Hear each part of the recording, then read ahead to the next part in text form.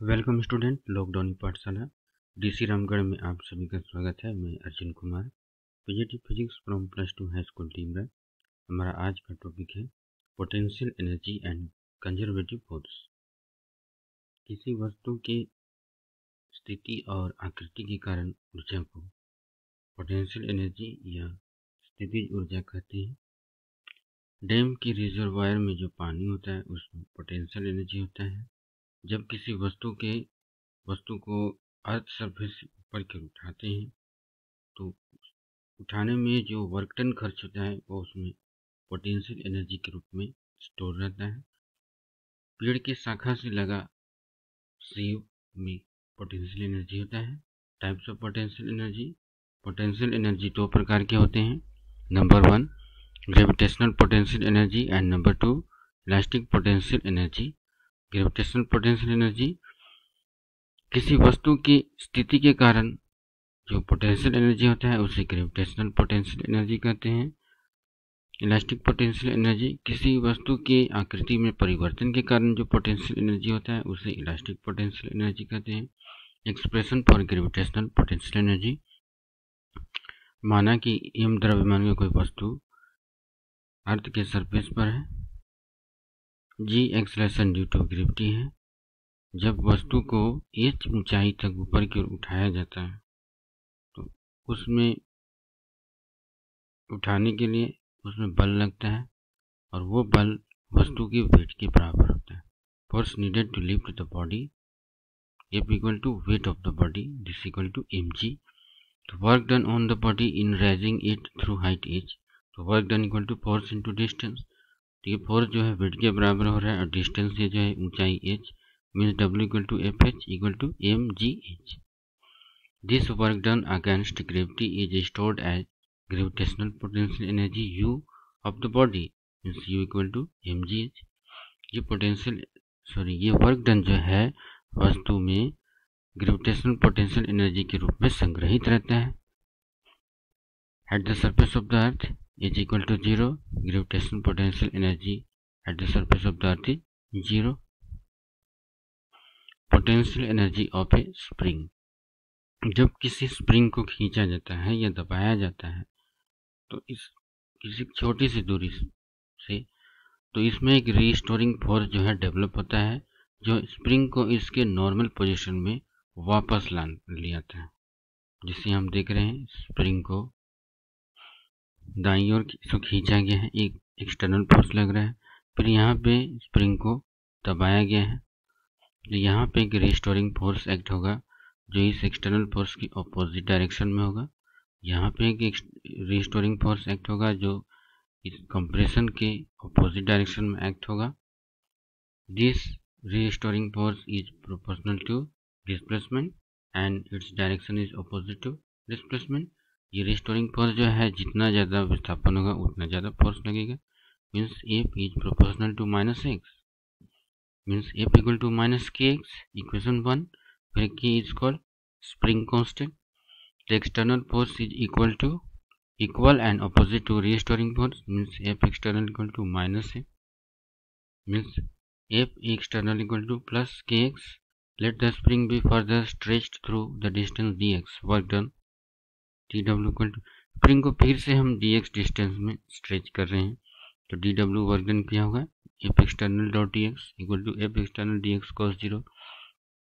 तो external force की direction में ही डिस्प्लेसमेंट होता है, मीन्स दोनों के बीच का जो कोण है वो 0 डिग्री। तो F external dx equal to kx dx। Total work done integration dw is equal to integration 0 to x kx dx। यहाँ के कांस्टेंट है तो ये बाहर निकल जाएगा और x dx का इंटीग्रेशन x स्क्वायर बाई 2, तो this will be equal to k x square by 2 from 0 to x equal to half K X square. This work done is stored as potential energy of the spring. ये work done जो है potential energy के रूप में spring में store होता है। तो potential energy U equal to half K X square. Conservative force, यदि किसी बल के अगेंस्ट वर्क डन किया जाए और वो वर्क डन जो है वस्तु के द्वारा जो पाथ फॉलो किया जाए उस पर निर्भर न करके वस्तु के इनिशियल और फाइनल पोजीशन पर निर्भर करे तो वैसे बल को कंजर्वेटिव फोर्स कहते हैं। Work done by conservative force on a body is independent of the path followed by the body. उस वस्तु के द्वारा फॉलो किए गए पाथ पर कंजर्वेटिव फोर्स निर्भर नहीं करता है। एम द्रव्यमान का कोई वस्तु माने है जिसे h ऊंचाई तक पर की ओर उठाया गया है from the surface of the earth. तो work done against the height h, तो W इक्वल टू mgh। फिर work done to raise the body from position A to B, अब पोजीशन A से B तक उठाने में कितना वर्क डन खर्च रहा है, तो यहाँ हाइट हम देख रहे हैं h1 है, तो this W1 equal to mgh1। Next work done to move the body from B to C, तो यहाँ हाइट h इक्वल टू 0 है, तो this W2 equal to mg into 0 equal to 0। Next work done to raise the body from position C to D, W3 equal to mgh2, C से D तक height देख रहे हैं हम h2 है, तो W3 equal to mgh2। Next work done to raise the body from position E to F, तो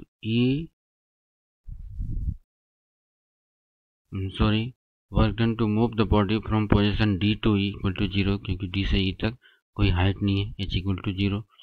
work done to raise the body from position E to F, W4, तो यहाँ पे हम देख रहे हैं हाइट h3 है, तो W4 equal to mgh3। Next work done to raise the body from F to G, तो F से G तक जाने में h 0 है, तो work done W5 equal to 0।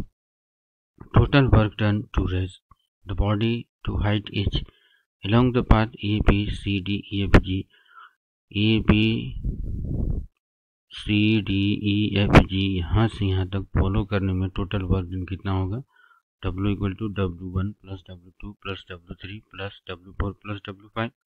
This will be equal to mgh1 plus h2 plus h3 equal to mgh। Hence the work done on the body against the gravitational force is independent of the path followed and depends only on the initial and final position of the body। इस प्रकार जो work done gravitational force के against में जो किया जा रहा है वो बॉडी के द्वारा जो पाथ फॉलो किया जा रहा है उस पर निर्भर नहीं करके बल्कि वस्तु के इनिशियल और फाइनल पोजीशन पर निर्भर कर रहा है। Work done by A conservative force around a closed path, let a body of mass m is raised to height h along the path in the figure, means ये जो body है कौन सा path A, B, C, D, E, F, G इसके along act कर रहा है। तो work done by the gravitational force, तो यहाँ जो है डिस्प्लेसमेंट जो है अपर डायरेक्शन में हो रहा है और ग्रेविटेशनल फोर्स जो है डाउनवर्ड डायरेक्शन में होता है, तो यहाँ वर्क डन निगेटिव होगा, this will be equal to minus mgh। Let the body falls vertically downwards from G to position E, अब इस